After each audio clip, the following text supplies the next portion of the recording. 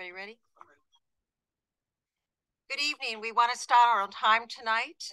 My name is Carolyn Ketchel. I'm your county commissioner, and I thank you all for being involved citizens and coming tonight. Hopefully, when you leave, the purpose of this meeting tonight is to give you information on the development order process and how to appeal if you choose to. I have the A team with me tonight. I want to introduce everybody starting to my left. Jeff Luttrell is here, who is the Director of Water and Sewer. They do a great job there. Sheila Fitzgerald, who is our deputy for the county. I'm so glad she's here. Jason Autry, Director of Public Works. Elliot Campert, to my right, who's the Director of Growth Management, and his deputy, Randy Woodruff. And again, I want to thank you all. What we're going to do is explain the process to you tonight, and then I'll have time for questions and answers at the end. If you could just let us go through the entire PowerPoint. Joining us on Zoom is our county attorney, Lynn Hoshihara. And I ask that we all, be courteous and no applauding. I understand that everybody here tonight is upset. You don't want a development necessarily, but this development going into Poquito and Longwood. I understand. I've heard your complaints and your concerns. I understand you don't want the land clear cut and maybe the types of houses that are going in. But be that as it may, as I've said to many of you in writing, this is a private property issue. It is owned by 3 of your local homeowners. They have decided to sell their property to this company. If they meet everything in the development order, there is nothing the county can do about that. So with that, I'm going to ask that Mr. Camper lead us in the beginning because he's the one that knows the most about the development order process, and he's going to walk us through his PowerPoint. I thank you again for being here tonight and for your courtesy and understanding. We simply administer the law. That's what we do. I can't change the law at this point. It would be retroactive. I can change future laws going forward, but I can't do anything to help with this development. So thank you for being here. Thank you, Commissioner, and thank you all for coming out and spending the evening with us. I do appreciate your interest and wanting to be here. Actually, this meeting comes as a direct follow-up to the last Board of County Commissioners meeting when one of the people who spoke there, Mr. David Hensley, did ask me to summarize the process since a lot of people are not familiar with it. So Commissioner Ketchel said, well, we could do a presentation, so that's what we're going to go through. Purpose is to kind of familiarize everybody with the property, the process, and then hopefully answer any questions that you guys have. Just as we get started, please understand that this development review is ongoing. No decisions have been made whether or not to issue the development order. In fact, as we'll come to in a minute, we'll talk about the process and the timelines, but as of right now, no decisions have been made. So when my computer screen calms down and I can start the PowerPoint, I will do so. Here we go. Okay. Well, okay. Oh, no problem. Okay, it's working. Wait, before you begin, let me just say we are going to end promptly at 7 tonight. We may end before that, but we're going to end promptly by 7. So I kind of wanted to give you the parameters of that. I know everybody here is familiar with the property already, but just to more or less get us all on the same page, this is the property from the aerial photograph. It's about a little more than 40 acres in size, primarily wooded, but it does have the old concrete plant on it. Historically, the property has been zoned for residential development. This is actually how it appeared back in 1974 under the county's very first zoning. And you can see here it is here. This area, the BR, refers to the parcel on the south side of Sunset, but this is the subject property here. Back then it was called RUS, which stands for Residential Urban Single. A few years we got into GIS technology, so this is what it looks like in color. Again, this is the property here, but the BR property to the south really shows up. And of course, today you can see it's all in the R1 zoning district, which is more or less analogous to the old RUS, being residential single family. And you can see that the former BR property, whoops, sorry, the wrong button. The former BR property became mixed use, which was appropriate to the uses in the old BR. So development orders, basically, if you care to look, you'll find it all in section 1A03 of the Land Development Code. As you can see, a development order is required for more intense types of development that will involve things like traffic impacts and stormwater impacts, looking for compatibility for densities and those sorts of things. If you look on the screen, the subdivision of land into 3 or more lots or parcels, with some few exceptions, trigger the need for a development order. This subdivision is proposed at 138 lots, so obviously it does require a development order. It all starts with a pre-application meeting, okay? Pre-application meetings are not mandatory, but they are highly recommended. The idea is that staff becomes familiar with the project, the proposed developer becomes familiar with our rules and regulations, everybody kind of gets an understanding what's going to be required to go through it, and then everybody is starting off on the right foot, hopefully. It's generally attended by representatives from the various county departments, and also, for example, in this case, the Ocean City Wright Fire Department will be providing fire support, so they would have been involved in that, as well as the county's water and sewer public works. The pre-application does not constitute a formal review. No decisions are made. It's just to get everybody familiar with the processes in the project. But once you get through the pre-application, the ball's in the developer's court. And sometimes people have a pre-app and they never come in. Most of the times they do. So what happens is once an application is submitted, staff goes through it and does what's called a completeness review. And that's basically to make sure that, okay, it's got a site plan, it's got a survey, it's got this, that, and the other. It's not an in-depth review. It's completeness review is basically intended to make sure that everything seems to be there, and we're not going to waste everybody's time when we send it out to all the various departments for them to take a look at. So that takes 5 days. And if we discover during the completeness review that it wasn't complete, we notify the applicant, and then they will submit what's necessary. We re-review it, and off we go. Now, when the applicant submits the application, they are required to post a sign on the property notifying the surrounding area that an application has been received and that the property may be changing as far as use and character. That sign was posted back on February 9th. The application was received on February the 7th. Now, once it's been found to be complete and it gets sent out to Public Works, Water, Sewer, jurisdictional fire people, planning, and whoever else needs to get a look at it, we have 45 days during which to complete our review. Now, that's actually fairly aggressive. Seems like a long time, but in a lot of places, you're talking months. We have a requirement to get our reviews done in 45 days.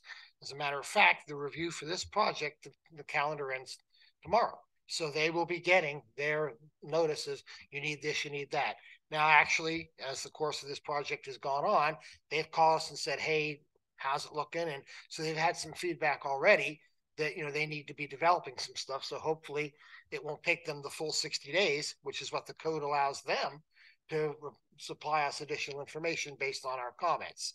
So tomorrow, the letter goes out, the notification goes out that, hey, we still need some additional information, get it to us so we can continue the review. That starts another 45 days, followed by 60 days until they get it all right.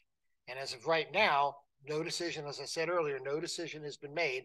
We're still reviewing the project to make sure all the I's are dotted and T's are crossed. So they've gone through a couple of reviews, and now it looks like everything is in order, so we can get to where we're going to issue a development order. At that time, we post a sign on the property. It's a notice of intent. Now, technically, we could post a notice of intent to deny a development order, but usually by the time it goes through multiple rounds of review, we're really only posting notices of intent to issue because somebody will withdraw rather than be denied. So after all is said and done and the reviews are completed, we post a sign on the property that says, hey, we are intending to issue a development order for whatever the proposed project was. It includes what's being proposed, contact information, and also notifying everybody that you can request a development order hearing as specified in the Land Development Code. Now, that's actually a two-part process. The first part process is your petition for a development order hearing. Post the sign, 7-day window, okay? You have 7 days to send in a letter of objection, and we have forms for that are available online, and I believe Randy brought some copies tonight with him as well. It basically says, okay, here's what I object to on the petition, okay? It's your statement of your issues. It does not have to be, at this point, a detailed explanation, because 7 days is a pretty rapid turnaround time, okay?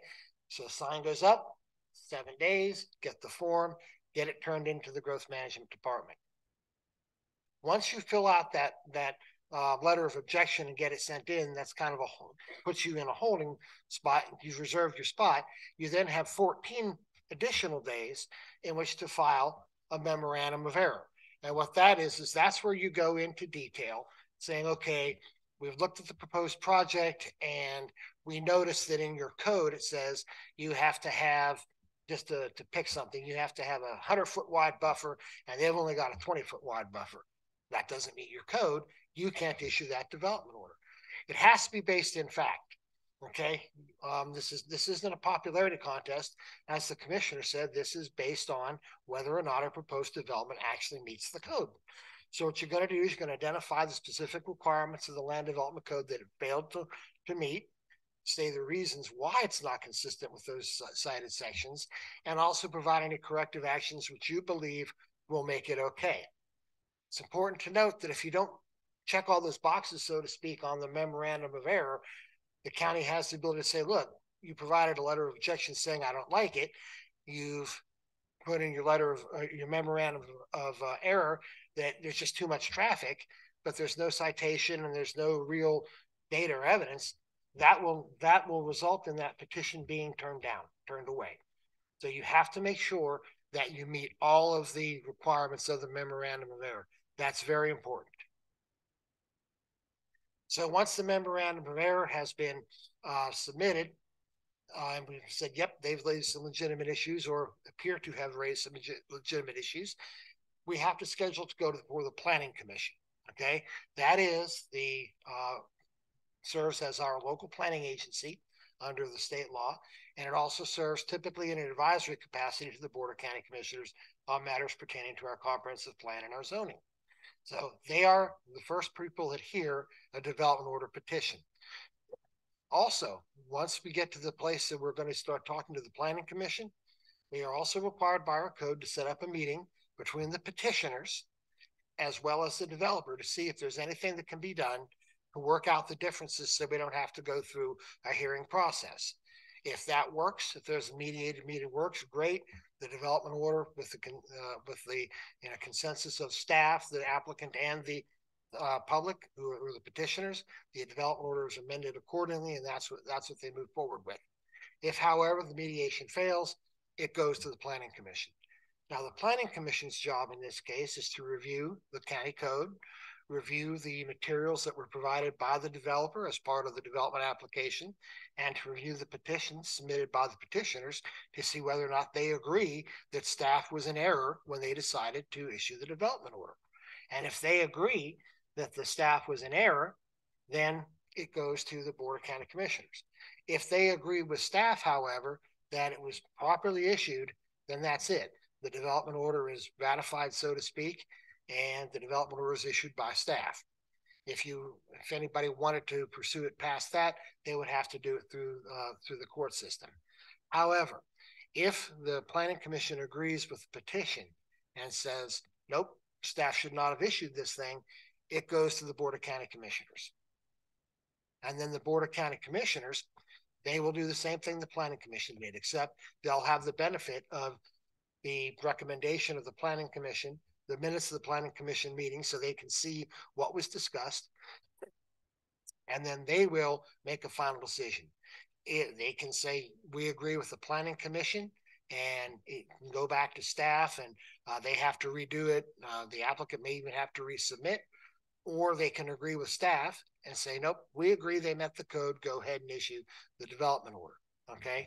And again, just like with the Planning Commission, before it goes to the board, we would again have to have a mediated meeting to see whether or not it can be worked out before it goes to the Board of County Commissioners. The board takes the final action, done. Anybody who wants to pursue it past that point, again, has the option of doing so through the court system. So just to reiterate real quick, you go from your pre-app where we're getting familiar with it, you submit your application, it gets reviewed, could take a couple of cycles of question and answers. notice of intent to issue the permit. That's the window to provide first your letter of objection, then your memorandum of error. Goes to the planning commission. If they agree with the development order, it gets issued. If they disagree, it goes to the Board of County Commissioners, who gets to have the final say. And that's really about it. I'll try to answer any questions. Mr. Camper, if I were living in Poquito and Longwood and I wanted a tree line, for instance, or I wanted to save some of the beautiful live oaks, what part of the process would I ask that question in the development order where we would be able to sit down with the developers and try to mediate that process? Well, there's two answers to that. One, the reason the yellow sign gets put out to begin with is so the neighbors know that something's about to happen. At any time, they can come in, request to look at the plans, it's all public record.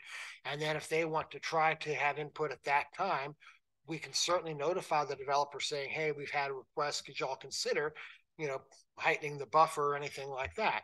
And they can say no, or they can say, sure, we'll try to work that in. Depends on them.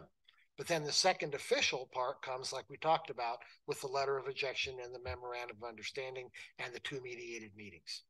So really, there's no reason that they have to do it, but it's kind of that you all would be appealing to them if you wanted to save some of the trees or if you wanted to have a buffer, right? But they're under no letter of the law to do it. But sometimes, if you work with developers, they go along with you. I just wanted to bring that to your attention. I wanted to, Mr. Luttrell's here, and he represents water and sewer. And some of you came to me and said your water pressure had not been up to par. And, if we put this new housing development in. So water and sewer went out at my request to test water pressure. Mr. Luttrell, would you like to address that, please? Jeff Luttrell, Water and Sewer Director. Yes. Now, one thing we did was we looked in our customer information system and did a query on water pressure complaints in your area. And we didn't get many hits. In fact, the only one we got was in November. We had someone who said their pipes were rattling, and we checked the pressure in that area. It was on North Drive. We were getting between 45 and 50 pounds per square inch, which is pretty good. And but before we had the board meeting a week or two ago, we went and checked on Paradise Point Road, on Poplar Avenue, on North Drive. You got 55 psi, 45 psi, and 45 psi. Again, that's pretty good. Certainly in the range of normal. We will be requiring the developers to do a hydraulic study to see. They'll use a hydraulic model, and we'll see what that says this proposed development will do for water pressure. But we're starting out with a pretty good pressure. So thank you, Mr. Luttrell. And I really want to thank Mr. Camper tonight for what you just said. That was a great PowerPoint. I'd like to turn to Mr. Autry for a moment. There's been a lot of concern about traffic patterns, increase of traffic, which way the traffic will move. So if you'd like to talk a little bit about that. So there's 2 pieces that Public Works primarily reviews. One of them is traffic, and the other one is stormwater. Those are the 2 things that we've heard before. The concerns for traffic that have come about so far are the way that they'll exit and enter the subdivision, specifically going along Cherlin. I did check with legal counsel because a question had actually come up about, is it possible to make it so there's a connection that's gated, and that way you can't go through other than for emergency services. And unfortunately, because it is North Drive is a public road and what is proposed is a public road, we cannot legally put a gate across it. I will tell you that we are actively discussing with the project engineer ways to address the concerns that have come up. There is no requirement from the Public Works side for that connectivity. What you often run into is a public safety approach where they like to have more than one way into and out of an area in case there is some reason it's closed off for access. There are other ways to go around that, bad pun intended, that we're working with the engineer on trying to find alternate solutions to that, but I cannot deny them the right to connect to a public roadway. The second thing is stormwater. There were some concerns expressed about water flowing from the site to the west down North Drive. The best I can describe for that is that we are reviewing a stormwater system, and to be very clear, we've actually placed a requirement that this is the most stringent stormwater review that we have. The normal system is called an open basin, which is a 25-year, 24-hour critical duration design storm event. That doesn't have a whole lot of meaning other than that's a very normal standard, but we're actually requiring a 100-year critical duration storm event design at this location because there aren't adequate stormwater facilities existing in the neighborhood. So what we don't want them to do is just dump the water off onto residential properties or onto the existing side streets. They are working through that issue. In my opinion, that's probably one of their more difficult pieces to come across. The way that's typically resolved is it's a battle between space for houses versus space for stormwater facilities. But they will have a very clear map that demonstrates their ability to handle the design stormwater inside their development. There are provisions that allow for what's called pre-post discharge. And what that means is even as it exists today, there is some level of water that runs off from some design storm event. It may not seem normal. It may not seem like it's there. And they are allowed to go up to that same rate of discharge. I will tell you that typically that if you put in a good functioning stormwater system, you actually see a reduction of runoff from those adjacent facilities. So those are the two big concerns that are out there. I will tell you from our side of it, they're still discussing options. They're looking at various ways to connect in and out of there. And I think their stormwater system design work does have a little bit of work to go. But those are the two big pieces that we review with Public Works. In addition, many of you may or may not be aware that the Air Force Enlisted Village is making plans to build Victory Village, which the exit or the entrance will be down, is it Sunset? Just after you go past Air Force Enlisted Village, not Holly, the other way, there will be an entrance to the right into Victory Village, right before where the old asphalt property is located. Mr. Autry and I have talked at length about putting a roundabout where the intersection is currently of Sunset and Poquito, and also putting a roundabout for Victory Village.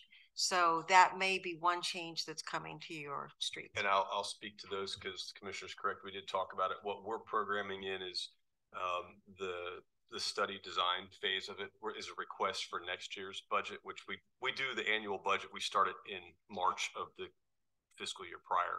So we're putting it in as a request as part of our capital planning, along with some other work that's happening with the state and Eglin nearby.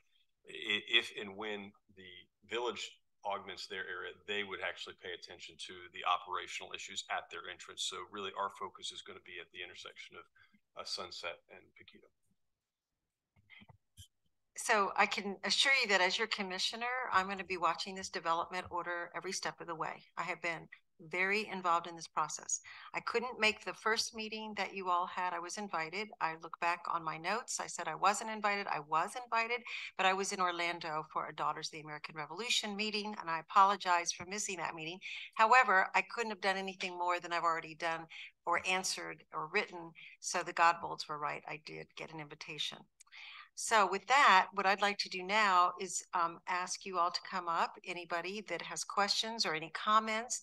I think we have speaker cards. If you haven't filled out one and you want to speak, you can certainly fill one out after you speak, but just come up and state your name and address for the record.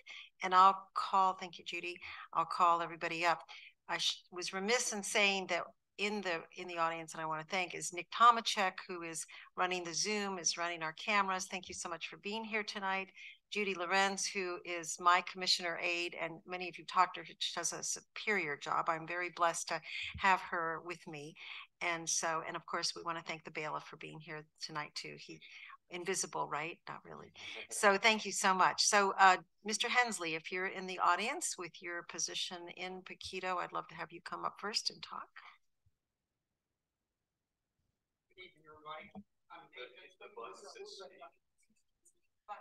There's a button that says speak on there. Okay, good evening. Okay, good evening. I'm going to read a prepared letter that was written by a concerned citizen. I'll add a little commentary along the way. It's a two-part First part deals with the asphalt pit, the area, the asphalt plant itself. It's been around for decades. Everybody knows about that. There's concerns about that. Toxic asphalt pit concerns, don't want another Camp Lejeune. Several residents and most builders know about the asphalt pit and the attempt to detox it. That happened about 1987 to 1990-91 timeframe. It was addressed with a recommendation for further testing. To my knowledge, testing was never done. At least there was no public documentation. A year later, stated that no further action was needed. It raises concerns for the residents of the surrounding area. I'd like to stop there. I did a lot of research on this. I think it was 86, they found diesel leak. There was a remediation from 87 back in 1990, early 91, 1990, I believe. And I think it was in May of 1990. They said everything's cleaned up, but there was a paragraph, I think 6-1. There were some concerns about the asphalt pit and asphalt pile, and the tar pit needed to be reviewed by regulatory agencies. However, I got a letter dated, I think, February 1991, giving everything a clean bill of health. So that kind of raised a little flag right there. So there's some inconsistencies about that whole remediation process. That just raises a concern right there. Okay. As stated in our March 1st meeting at Bob Hope Village, Mr. Dick Hartman, he's a former environmental engineer, I believe, at Eggland a couple of decades ago. He strongly urged that the asphalt plant to be evaluated by EPA or some agency of that for toxic waste. He made reference to Love Canal in the presentation. This should be done before the land is rezoned or sold. So buyer beware. He has seen firsthand the consequences of living on toxic soil with his background. This individual had talked to builders who don't want to touch land until it has an EPA clearance. Now, how can the county change the zoning status of, I think it's mineral right now, to residential without making sure the land is safe? That's a question, very much a concern right there. After 40 years, leaching could have occurred excuse me. Toxic soil cannot be disturbed without possible contaminations. The effects would be irreversible. Possible birth connection cancer, land as well, and it is possibly maybe the bayou could be affected.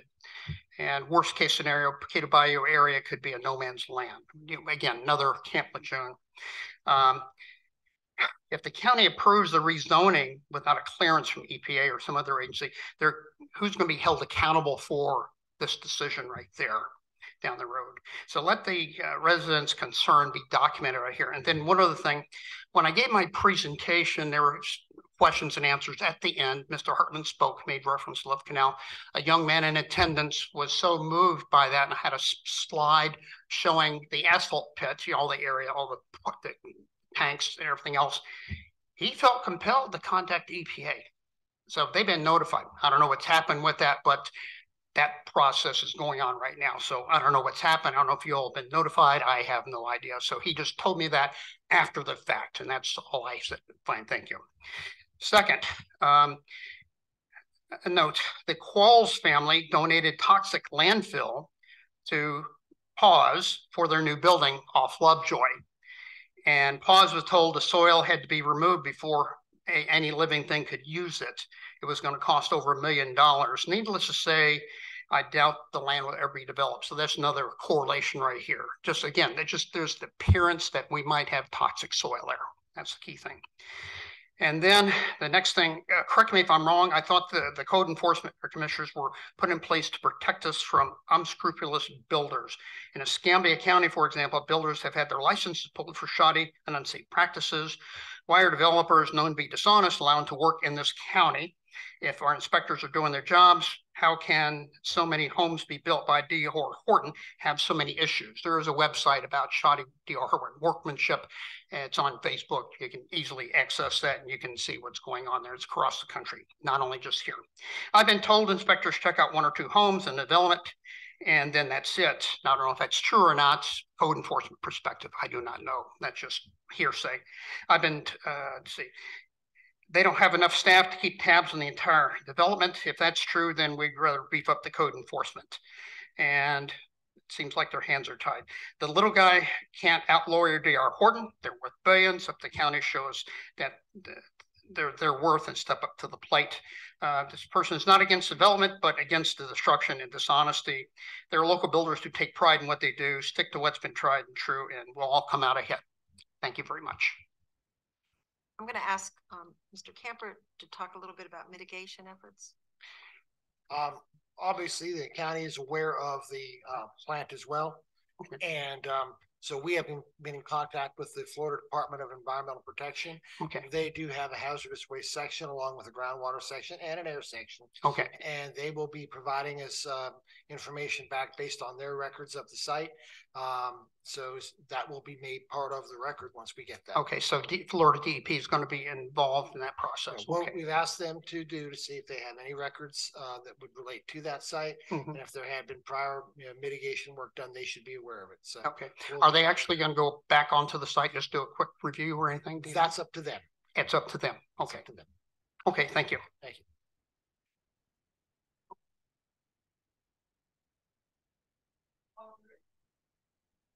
Mr. Poggert.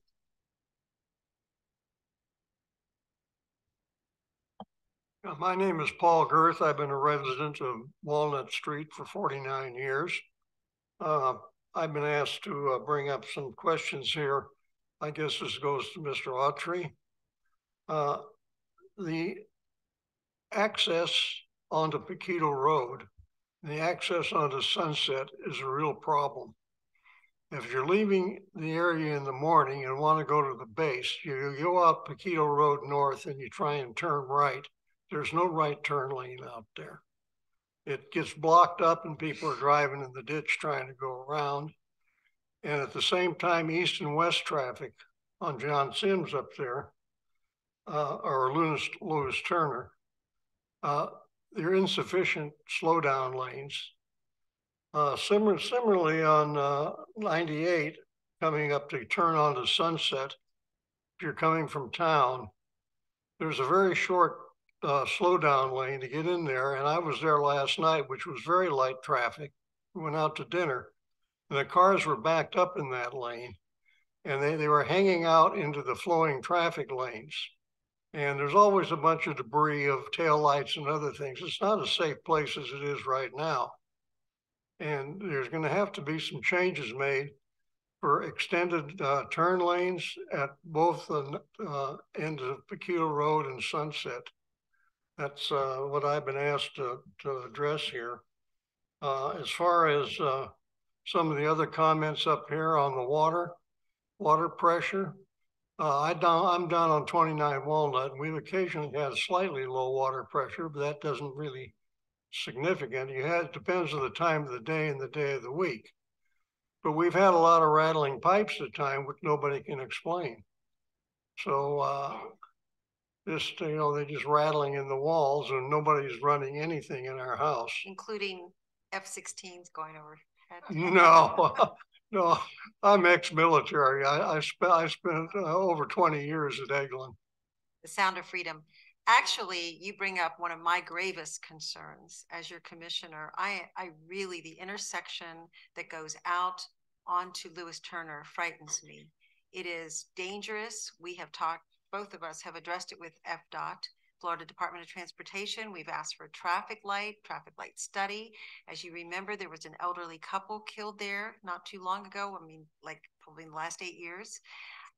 So that is an intersection that will be eventually addressed, but maybe. Yeah, so again, it's not, the review's not done. I do know that specifically there are some there's a difference in capacity and operational, but there are operational concerns at Poquito and Lewis Turner. So that is something that they're looking at now. I can't tell you what that answer is going to be necessarily, but we have those same concerns as to how will that operate with traffic flows that exist, plus whatever they may incorporate into that area. You said 98 in Sunset. I think you meant 85 in Sunset. 85. Okay. Yeah, I'm sorry. That's okay. I'm just making sure I was just following the track, make sure I wasn't too lost. Both 85 and Lewis Turner are state roads. And so we don't have the autonomous power to tell them what they have to do, but we have a really good working relationship with DOT.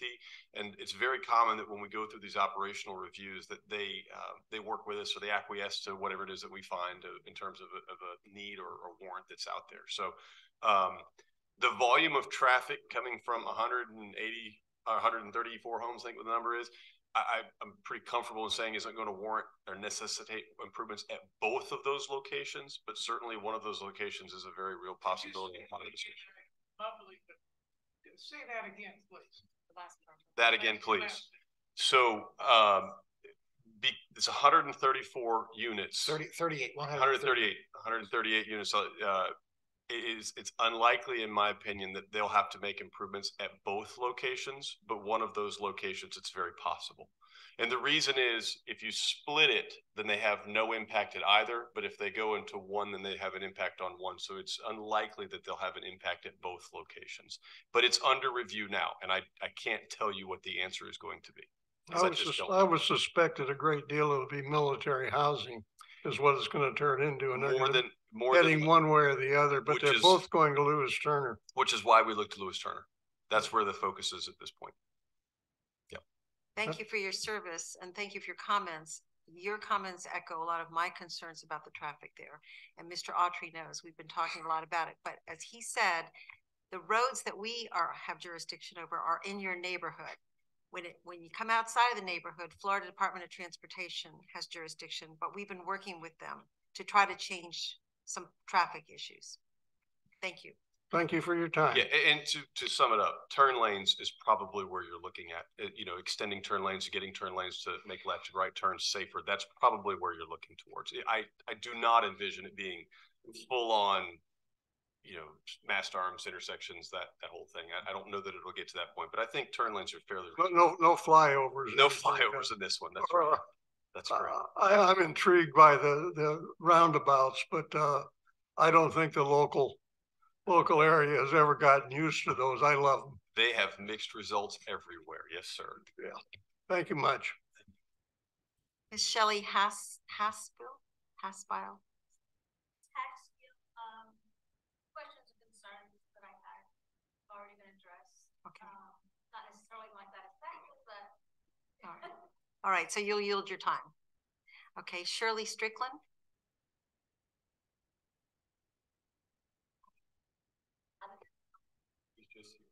Okay. Okay. Mr. Robert Lewis. No comment. Okay. You're here. You're welcome. It's nice to see you. Thank you very much. Dr. Larson.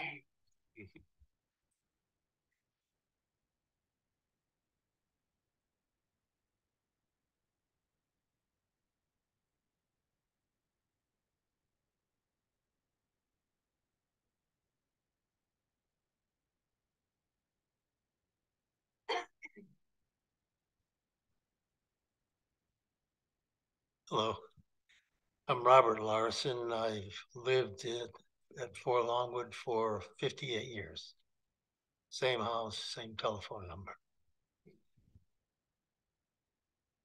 I'd like to tell you a little story about a city in central Alabama called Sylacauga. It's a nice little town. They publish a brochure.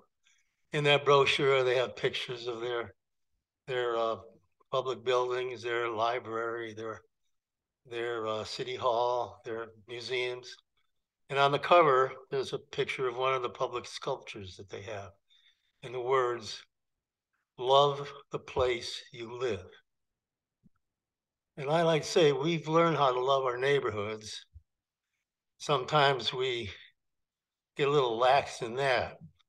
But I'd like to enjoin you to extend that love to the whole county and think of the idea that a lovely place to live is no more an accident than a lovely person is an accident. It takes constant hard work. It takes the codes in this case that are tighter than the ones we've passed. The time to have written those codes, the best time was maybe 30 or 40 years ago. But the second best time is today. And we've passed laws that prevent us from humans from raping another human. It's still possible, though, for a human to legally rape the landscape. And I think we need to do something about that. Thank you. Dr. Larson, you're so eloquent. You were so eloquent the other day. I know I have at least one other commissioner, but I got consensus among the commissioners to revisit the codes and begin to look at planning as opposed to clear cutting. And so I met with Mr. Camper today and Mr. Woodruff sitting to my right, and some other concerned citizens who have no dog in the hunt in Poquito or Longwood, but they're from North County. And they want us to really look at the code and make changes where we can leave trees and consider sidewalks and roadways and lighting. So I'm very excited to be here at this moment in history in Okaloosa County because I care about our land. I'm sorry that this hasn't gone into effect before this happened. Really, I am. I'm really upset about this. But there was no will of the people to do this. What I heard over and over again was, I don't want government in my life. Suddenly people want government in their life when it comes to the land. I'm hearing it from you all. I'm hearing it around the county because we've been exploding in growth. So maybe something good will come out of this. Thank you. You know, it's not just up to the county commissioners. All of us have to get behind this. We need your voices. That's right. We need your voices because up until now it's been, you all stay away from me, you know, but now they're saying, please put some things into place. Now, we don't want to be draconian where we're telling people what they can do in their homes, anything like that. But we do want to create, I think we want, how do I say this? A failure to plan will be a plan to fail. And that's where we are in this county. We'll just have more and more homes go up. No, not enough people will be waiting to get into the access points. You know, so all of this has to happen. And this is the A team. I want to tell you, the county commissioners are the front. We get a lot of the, you know, in front, but these are the ones that make it happen. These are the heroes behind the scenes. So I'm really glad to have this team with me tonight. Thank you, Dr. Well, there's still plenty of natural beauty out there, and it's not just pretty to look at. It gives us, those trees give us oxygen. They produce something that actually helps our immune system. And everybody knows that they help cool the temperatures. And if you live in a forest or near a forest where you can see trees on a daily basis, it actually makes you a happier person. Your woods have been one of the places I've hiked since I lived here 35 years. I've come back and walked down that area and gone all back in that whole area by the water. I love it. I've fished that area. It makes me sad, beyond sad, to the point of tears to see this area destroyed. Well, Thank you, Dr. hope we'll do what we can to mitigate the problems they might make at the end of North Drive, and then we'll take this as an opportunity to move forward. Thank you. Thank you. Miss Mary Hale? Oh, okay, just here visiting. Okay, David, it looks like David Conrad. Yes. I'll just add to the Please come up here because unfortunately the mic won't reach that far. Yep. Hello, I'm David Cornwell. I'd just like to add to that traffic situation that I was personally involved in an accident that destroyed my vehicle. I was able to walk away, and because of that intersection and the dangerous things that happen there. So, and I think I see wrecks there all the time. I mean, that traffic backing up. So it's not just me, and it's not getting any better with growth, even in Crestview and everything, backing up that traffic. So it's just something to think about. So we have been able to make some differences in Shalimar. Since we're having this forum, I'll tell you a little bit about it. I wrote FDOT with Mr. Autry here and said that the area where the Shalimar, where the school is, was incorrectly redesigned. That right-hand turn lane was made straight, and there were a lot of people speeding through that to the school system. We were able to change that lane. There's a back entrance to this building where I see almost head-on collisions on a daily basis. We're working on that right now. And the other real difficult area, if you're coming across the Shalimar Bridge towards your neighborhood and you decide to stop at the post office, you do so taking your own life into your hands. The way those cars come around that curve, somebody's going to get killed. And I've written that and put it in writing and sent it to FDOT. So be aware that I am on top of working to try to make a difference for our roads to be safer. And one of my major concerns is the intersection that comes off of Sunset onto Lewis Turner. Trust me on that. So Jerry Chalkner, is that my Chalker? I'm probably saying. Thank you. Okay. and Shirley Godbold.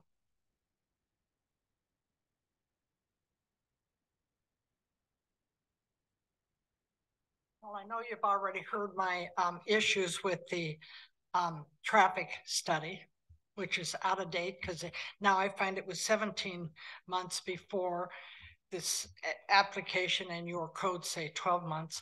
I live on the corner of Hillcrest and Sunset, 65 Hillcrest, and so I'm very concerned about it. But I also have the concern about the water tower. And on certain days, and I'm 2 blocks from the water tower, I have low water pressure. It's my understanding that the county allows Bob Hope Village to use water from the water tower on Sunset.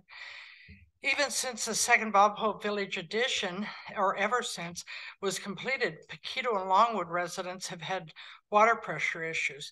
I can only imagine what will happen once Victory Village is built, along with the industrial park that's to be built with the reef over there. All base related, but let's not leave out this development of 40+ acres of additional homes. Who will be footing that $1 million bill for the additional water tower? Eglin Air Force Base, the developer? Surely you'd not expect the homeowners of the county to pay for that when we feel the current development submission by D.R. Horton would only hurt our area and lower our land values. In addition, the tower would not be needed without the proposed development. I continue to hear about the county can't help us with our concerns. Our hands are tied. If that's the case, what is your purpose? I was under the impression you were elected to address our concerns. Instead of telling us what you can't do, please tell us what you can do. In addition to the safeguards or laws that are needed to protect what we have, selling the area to the highest bidder is the right of the owners of the land, but it doesn't make it right. You all can be replaced and be gone, but the devastated land will be gone. And I literally cry every time I pull out to the intersection and I'm looking straight at that land and realize that beautiful land's going to be sheared off and destroyed. Thank you. Thank you very much. Could I see a show of hands for anybody that's having water pressure issues in Longwood and Poquito? So Mr. Luttrell, you're taking note of that?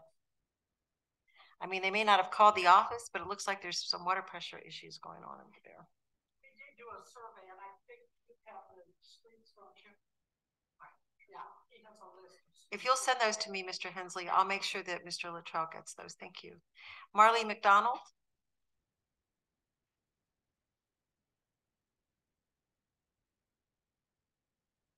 Good evening, all of you. Thank you for coming and having this special meeting. My name is Marley McDonald. I live on Bayview Drive in Longwood. I'd like to say that I am happy to hear that the commissioners are acquiring large parcels of land to preserve our ecology. I see this as a start. I believe we need more.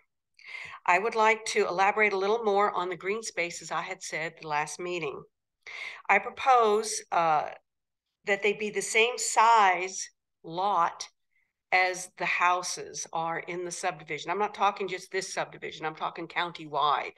So they wouldn't have to lose more than one lot, one house, basically. And if you do it like whatever a city block is, 10 houses, 12 houses, and then a green space, that would make a big difference.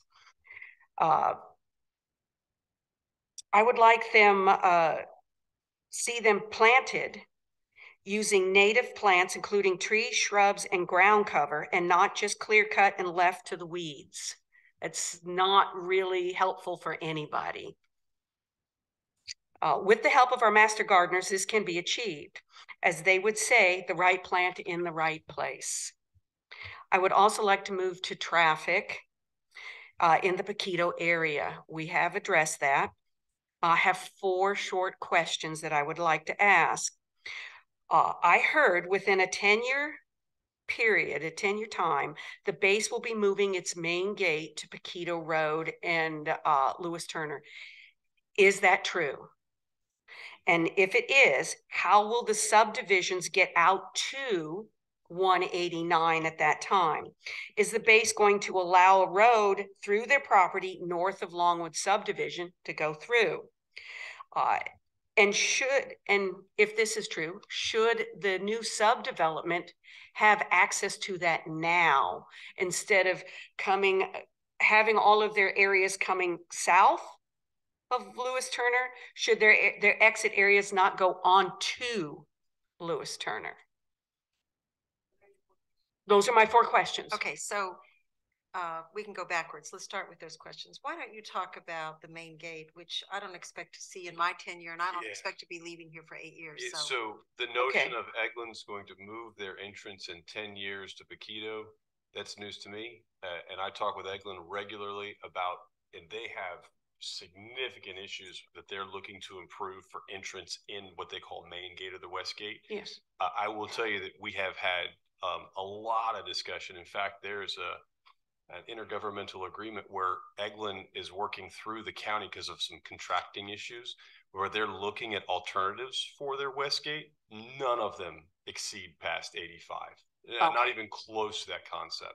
Okay. There are options that they're looking at with a potential realignment of 85 that would improve access. But if and when they did that, first of all, I highly doubt I'm still going to be working when that occurs. Me too. I hope.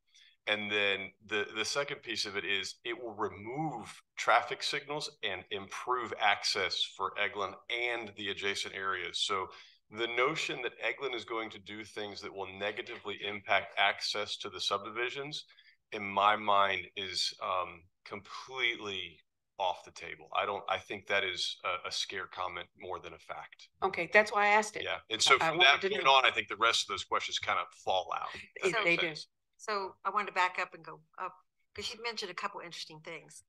You mentioned the master gardeners, and I wanted to tell everybody here that there's going to be a groundbreaking for a new agricultural building behind the farmers market, which is a big deal, and I'm excited about it. But since we don't have a local paper that reports on anything, but we do have WEAR that reports, I wanted you all to know that that is going to happen, and that's going to be a really big deal over there by the fairgrounds.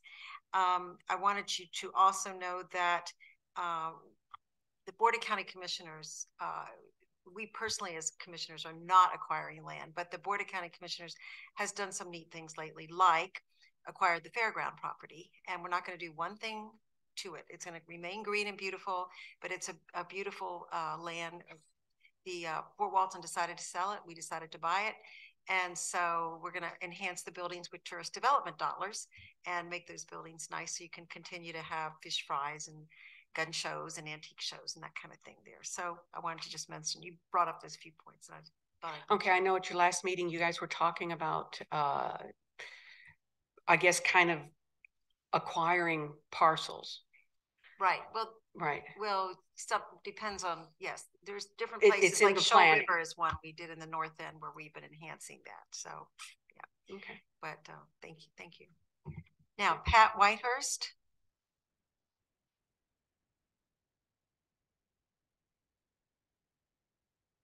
Good evening. Good evening. And I reiterate also, thank you all for coming. And I do want to put out there that as far as beginning this meeting under the premise, like it's that all of us are perturbed and I just want to let you know that I just have questions and I'm not upset. I understand this is private property and it will be developed. That's totally in keeping with the good old American way, as far as I know. But my questions are in reference to the land assessment and the studies done. Partially, it's who did the assessment. Is this through the property owners, the current property owners, or through the development company that's coming up with the plan? And you know, who is a part of that? Is it a local assessment group that is doing that? And the studies for the wetlands or the flora and the fauna that are out on this private property. I understand that sometimes there's a difficulty with identifying like, oh, well, here's something that's a concern in reference to, let's say, an endangered species or their habitat, or even just a species that is endangered, that to document where they are is who does that? Because if you take a picture of a tree and say, oh, well, here's an endangered species, whether it's, like I said, an animal or the vegetation, it's like, well, that's just a picture out in the woods. Well, no, it was right here. Here's my GPS and here's where I did this. But as I said, part of this is who is paying for this assessment. And as far as the flood controls or the wetlands, how is that documented? And let's see.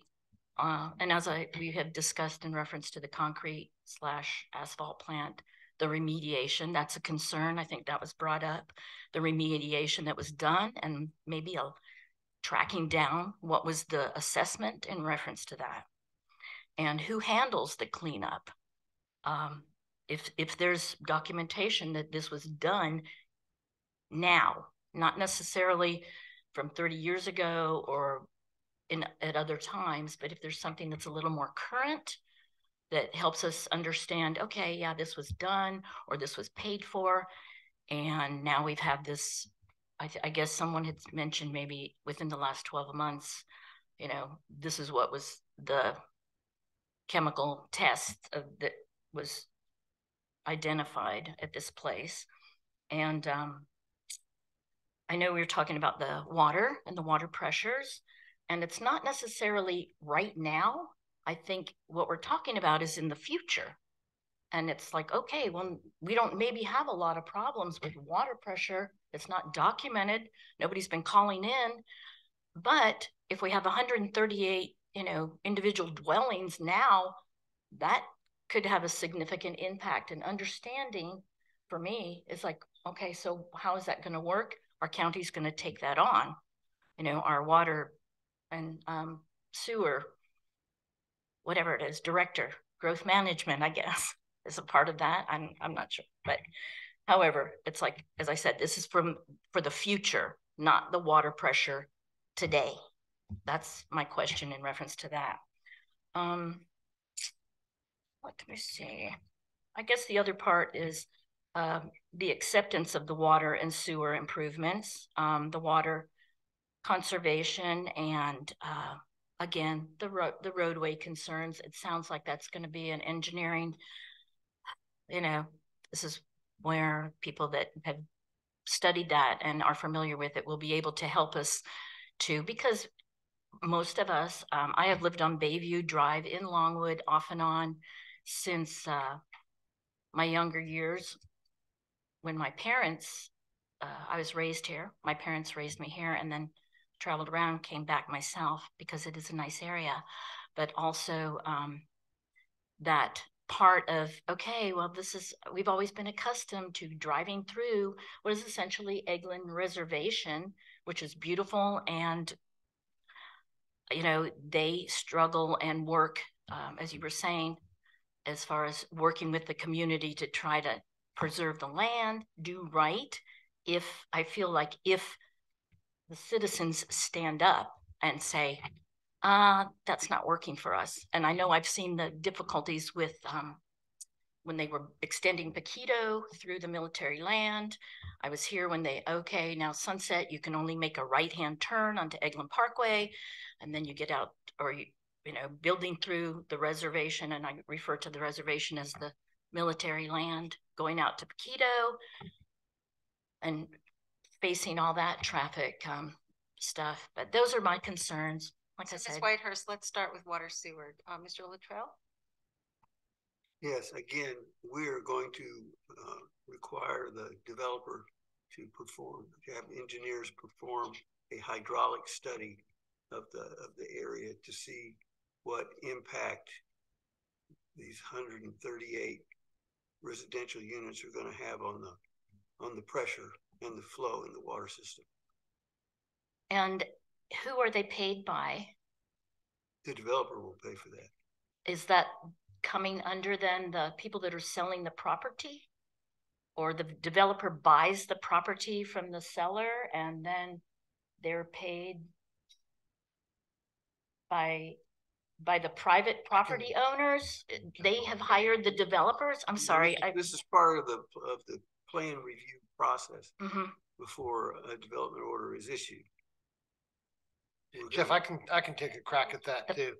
I think what you're asking is who's bearing the cost of the analysis that's being performed. And I'm going to go out on a limb here, and Jeff and Jason can certainly correct me if I'm wrong, or Randy, but probably about 90% of the time, it's going to be the developer, unless as part of their deal, the landowner has agreed to pay for some of it. But generally, the developer is going to hire an engineer, traffic engineer, do the traffic analysis. They're going to hire hydrologic engineers to be looking at water supplies, and civil engineers to be looking at the stormwater plans. And if there is environmental questions, they're going to have to hire an environmental consultant. Typically, a lot of people are concerned about wetlands, so they're going to hire a certified wetland delineator to go out there and demarcate that.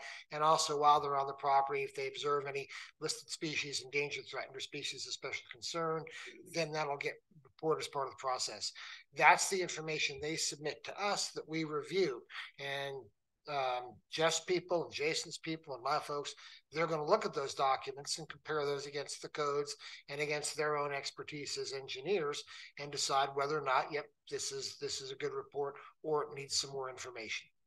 Does that answer your question? Yes. So I guess my point is then, okay, well, this is the developer who it's to their advantage to, okay, well, we didn't see any, flood areas, or we didn't see any gopher turtles, and here's our thing. And I guess that's part of the reputation, I think, that some people are concerned about in reference to how this is going down. That's a fair point. What you're questioning is the integrity of a professional at that point. So, yes. And so what I would say is, and I am a professional engineer in the state of Florida. I have been for a couple of decades now, and I may not believe that. And I would tell you that my professional reputation exceeds that of what a client would pay for me. And I have been around a lot of engineers, and the vast majority are in that same boat. In other words, I'm going to present the scientific information that is made available to me. To your point, we as the review authority are very cognizant that the developer has a very specific goal and intent in mind to develop the property. It is our duty and our obligation and our service to make sure that when we review these documents, that they do meet the accepted, what we call BMP's, best management practices. That is the discussion that we go through the review process now.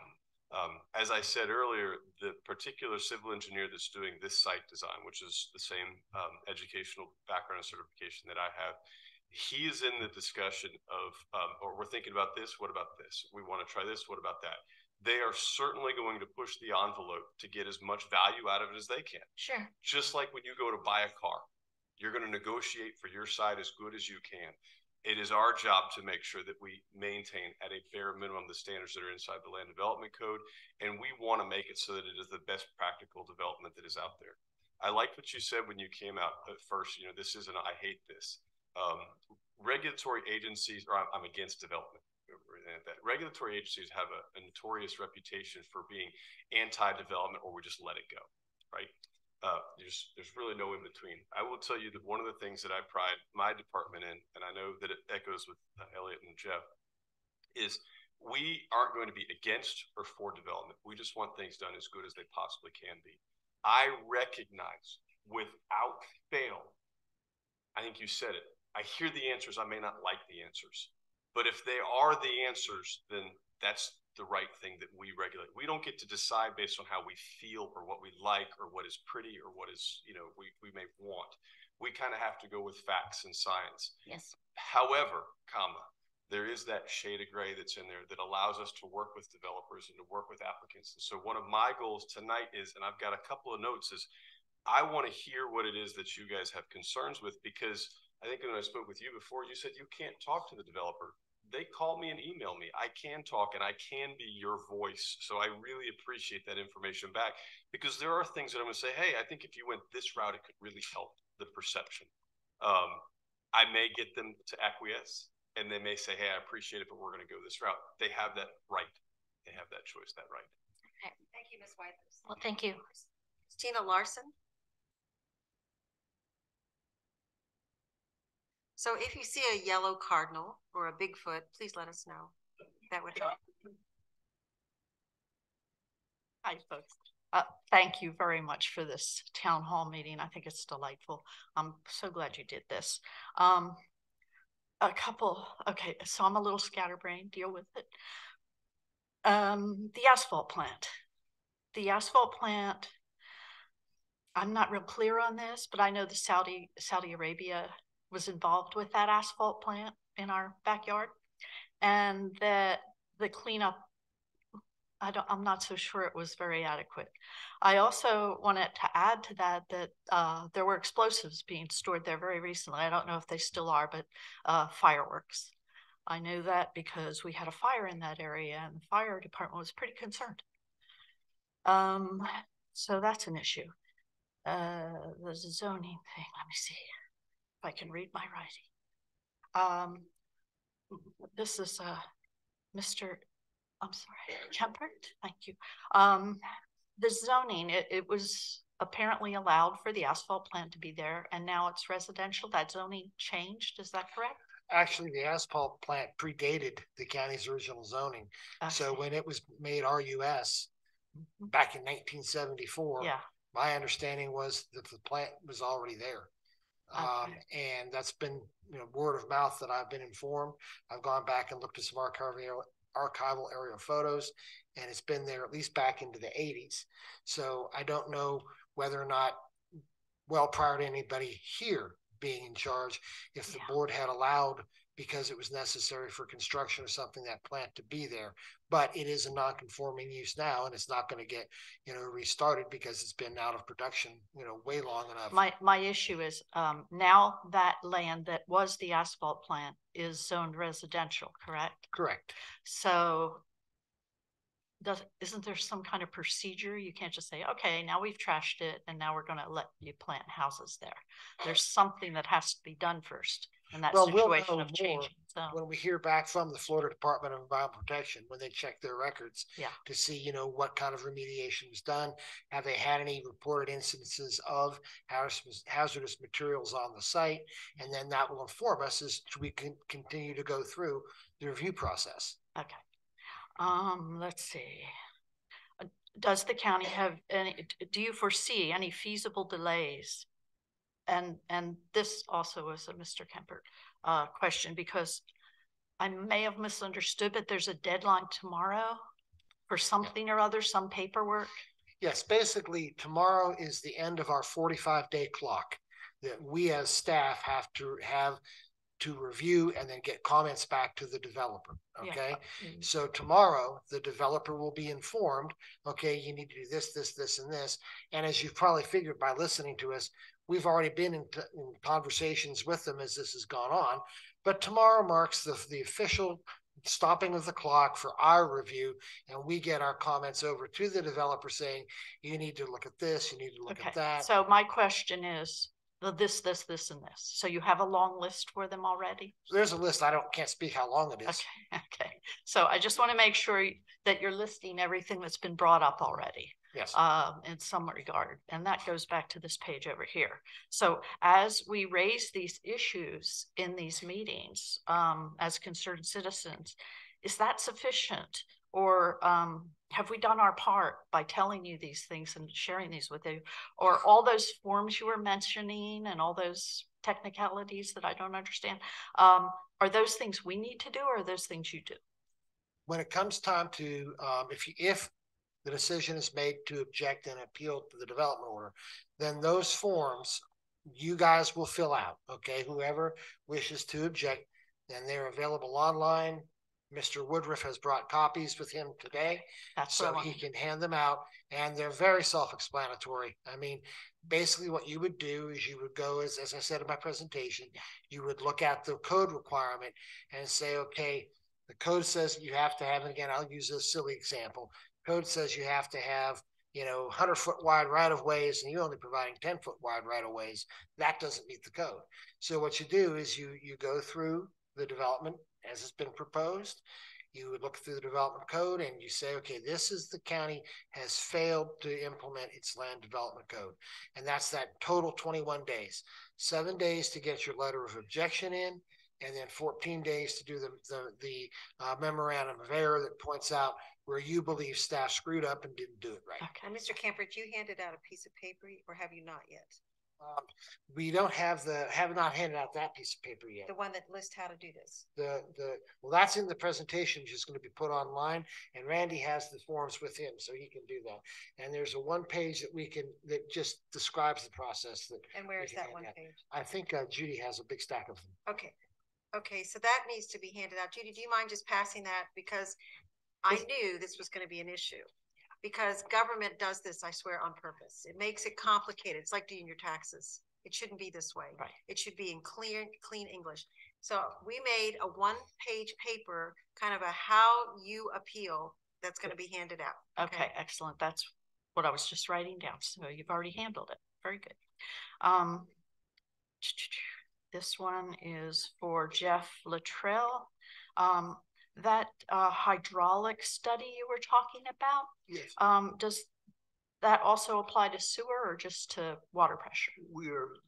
The hydraulic study I was talking about is for the water.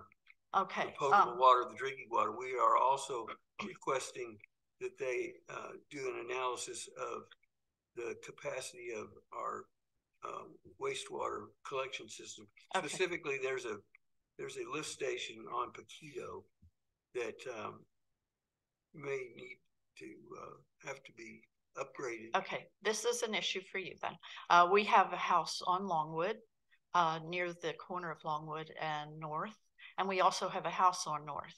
After hurricanes, chronically, when the power goes out for a few days, when it comes back on, we get raw sewage into our home.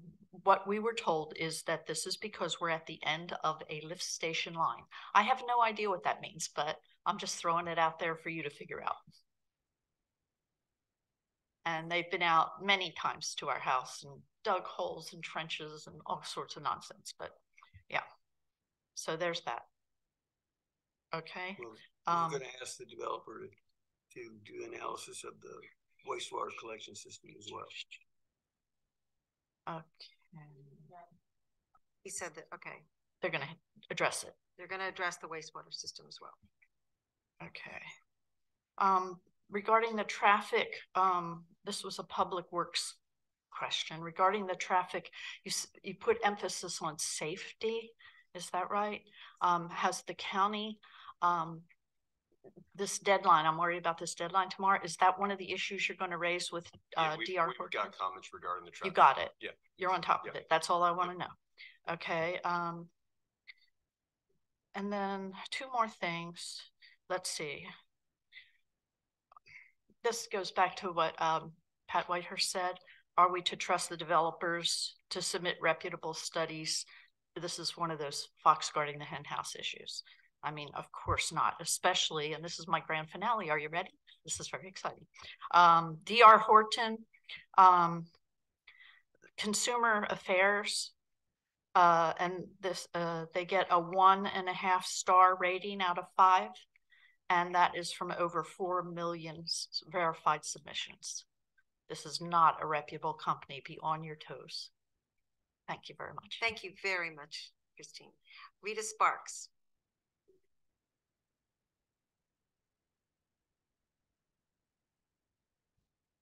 I live on Longwood Drive, but I just moved here last year.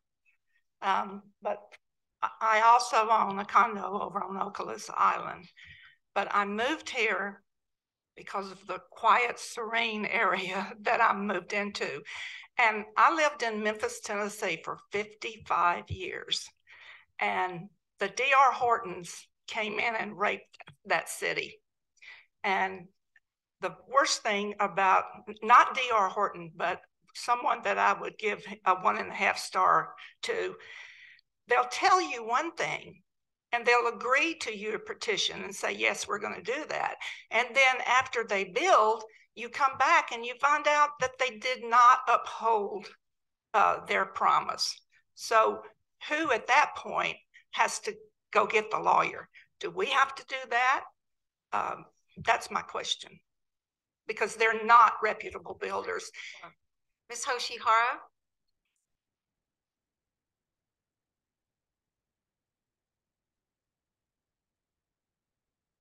Yes. So did you hear that question? It was asked about if DR Horton does not uphold their end of the bargain, which Ms. Sparks has alleged that is true in Memphis, where she is from until this year. Who would hire the lawyer to come up against them after the project is developed and they have finished?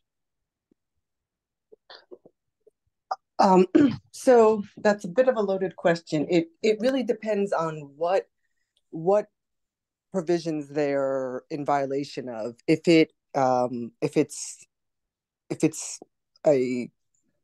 they're violating a code provision, then that would be enforcement through the county. If it is, I guess there's no simple answer to that question. It really is very fact specific. But the likely scenario is it really depends on who they've made promises to and what regulations are being violated.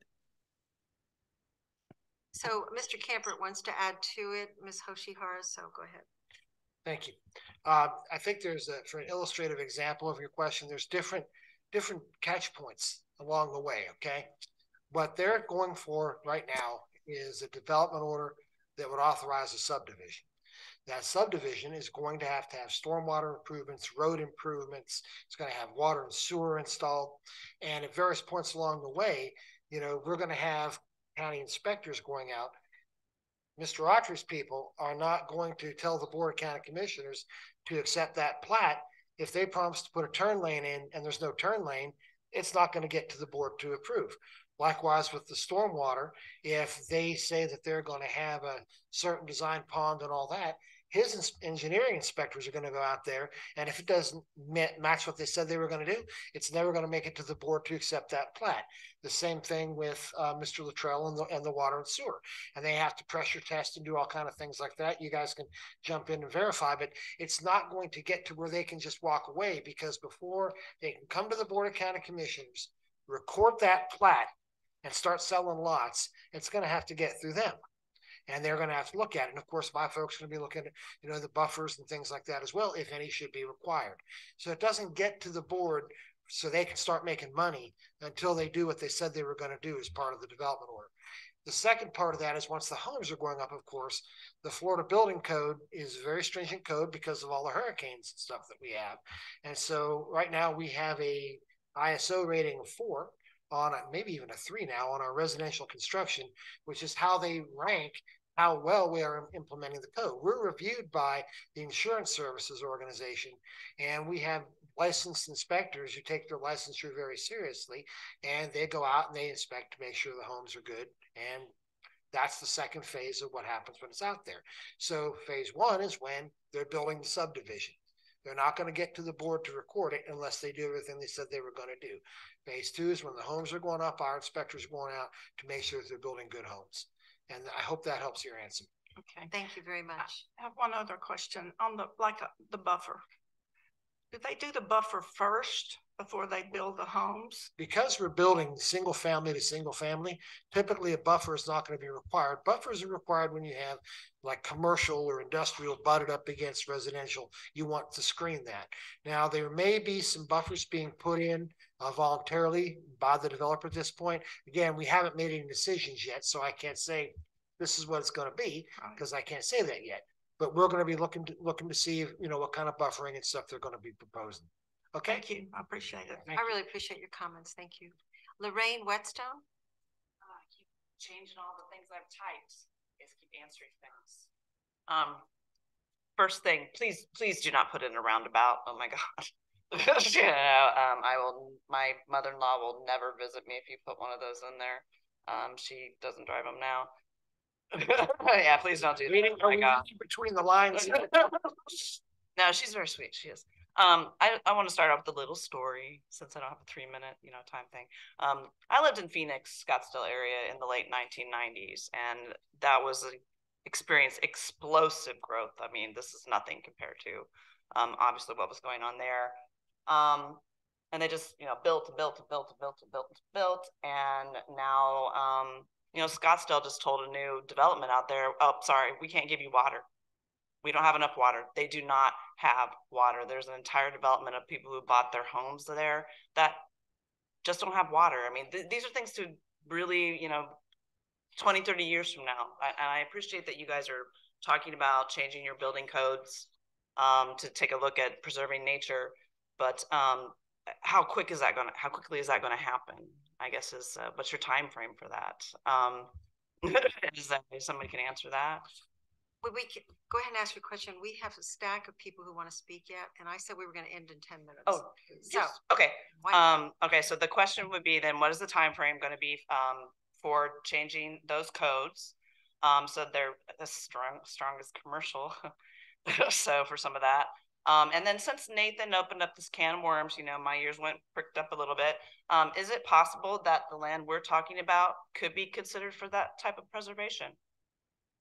I mean, the sellers could certainly decide to sell to someone else at this point. So absolutely. Yes. So that could have been land that, and if you all went together and bought it, but the asking price is out so high, I understand. It keeps going down. So okay. But is that something that that's something I'm curious about? There are a lot of grants out there, state and federal level. I've lost half of my life reading them and the requirements in the past couple weeks. Well, actually a month. So I throw that out there as another possibility. They do, the federal government and state do fund that. Let's see, and I asked that, just that. And my last question is, have you spoken with other counties and other county development staff about their experiences with DR Horton? Because Escambia has it, Walton County has it, Mississippi is looking at, we have it class action. We already have DH Horton homes in this DR Horton homes in our county. Okay, so. Okay, number one, the board has directed staff, and that's basically us sitting up here, to work with all deliberate speed to bring back to them changes in the code. Okay. So this isn't something we're going to be talking about 5 years from now. Hopefully we're going to be able to start bring portions of that back over the next couple months. Okay. Problem is, because this development submitted its application when they did, they go under the code that was submitted. Okay. So that's the rules. We can't change the rules midstream on people. In regard to the land acquisition programs, in fact, I think I had spoken to a couple members of the Poquito area previously. There are some state land acquisition programs that has one of the most robust in the nation, Florida Forever and Florida Communities Trust. Unfortunately, Florida Communities Trust did not get funded for the current fiscal year. They're hoping they'll get funded for 24 is what they're hoping the state will give them a cut of that money. Now, Florida Communities Trust is a competitive program, and there is a 25% local match required. Of all the state programs that I've worked with, FCT is probably the best fit for that parcel based on its size and the utility the county would put it to. When you do an FCT project, you have to say what you're going to use it for, how you're going to manage it. You have to have a management plan. You can't just buy it and then let it turn into a weed patch. You're going to have to do something with it. Now, the bigger programs like Florida Forever, they're going to be looking at your landscape scale, wildlife corridor, looking up where frankly, some of the areas that probably Commissioner Boyles is thinking about, where you're talking, hundreds of acres that connect, existing preserves or protect massive areas of floodplains and watersheds. But so right now, FCT is not really an option, and I don't think the LWCF or FERDAP has any money right now to buy this Florida Land and Water Conservation Fund and Florida Recreation Development Program.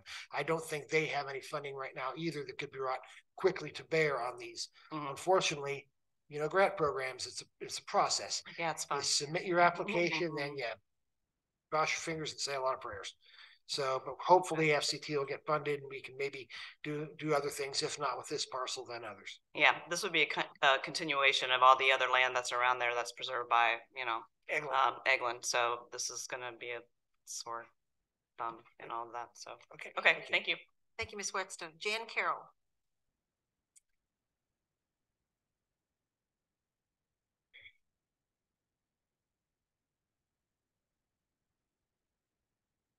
Lady with the handouts. Hello, and thank you for having this meeting. And I have a question. that on March 14th, many concerned citizens expressed their opposition to opening North Drive to the new subdivision.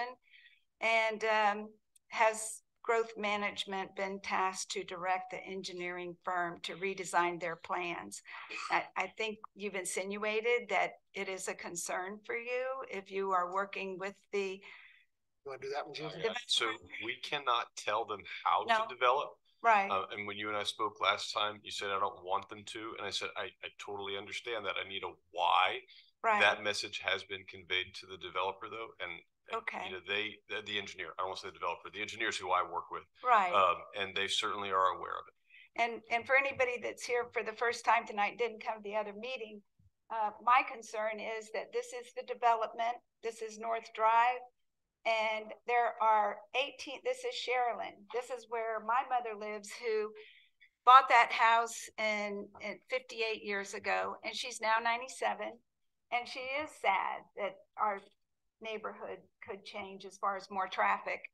And the idea that 35 houses on either side of North, with the only exit over here, would be smart to go down Sherilyn Drive to get out to Sunset.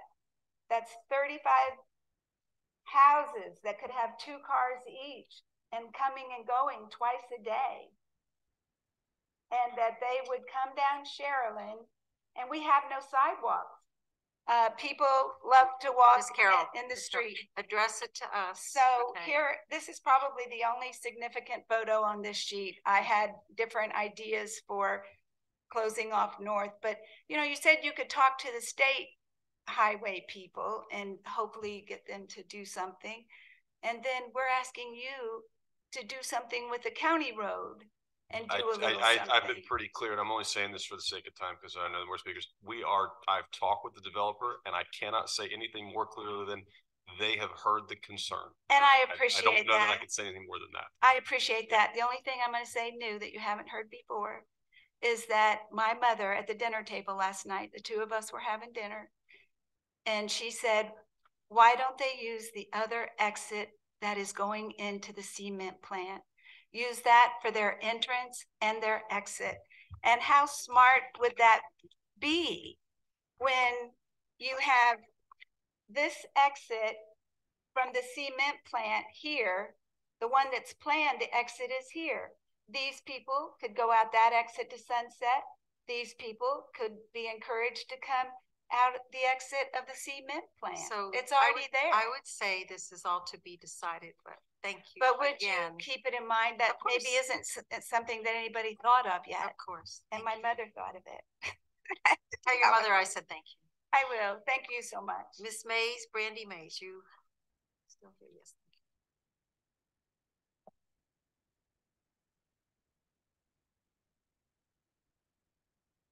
Hi, my name is Brandy Dellinger Mays. I have lived in North Drive for the better part of almost 40 years. I was there when my parents built the home and then moved away, bought a home in Navarre, and I have since inherited the home. I live directly at the end of North Drive where the additional extension will be made. We are up on an elevated area to begin with. When my parents first moved into this home, we put timber, landscape timbers again, so there was no additional runoff. So when we do have hurricanes, we do have issues at that end, and anything that runs down is going to continue down to Longwood. My main question here to you today is basically the wildlife. We have in my backyard, ever since I was a bitty girl, had gopher tortoise in our backyard. As recently as last year, by accident, I was out on my porch, 6:30 in the morning, there was a turtle laying her eggs in my flower bed. I was elated. I was so excited. I called my son. He didn't know what biology they learned in oceanography, but he gave me some numbers and I made some calls. I called the National Conservation Organization up in Washington, and they stated that basically I was to leave them alone, that they mate for life. And when they leave their young would come out and then they would basically teach them the lay of the land, but basically go for tortoise, and many turtles only congregate within a mile of where they are born. And in the event of them being removed from that area, they will spend the rest of their entire natural life looking to find back that area. So my concern is, what studies, if any, has been done about relocating the gopher tortoise? And we also know that they are on this property. They're in my backyard. I'm at the end of North Drive. They're not just, I would rather have to deal with the tortoise, the bears getting in my trash every weekend, every Tuesday and Monday, or whatever day it is.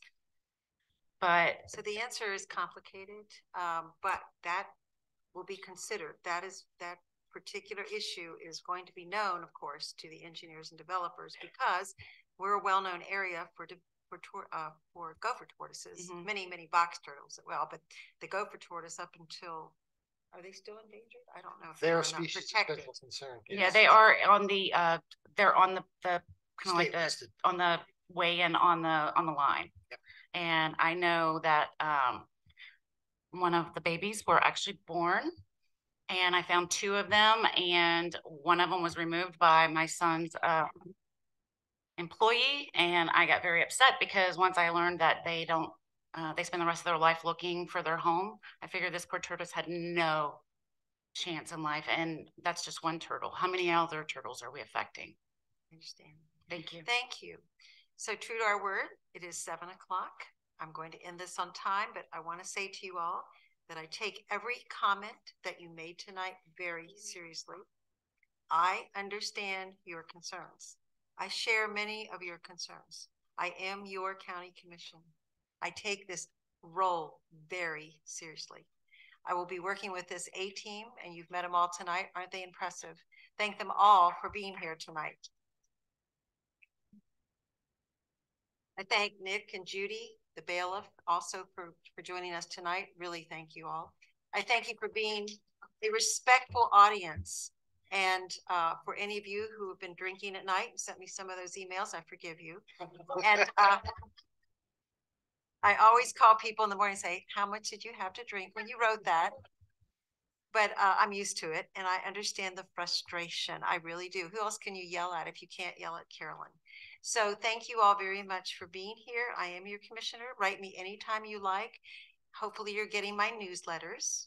I hope you are. If you aren't, then you need to give me your email, because we keep a good email list. How many have gotten the one on recycling that I sent out last week?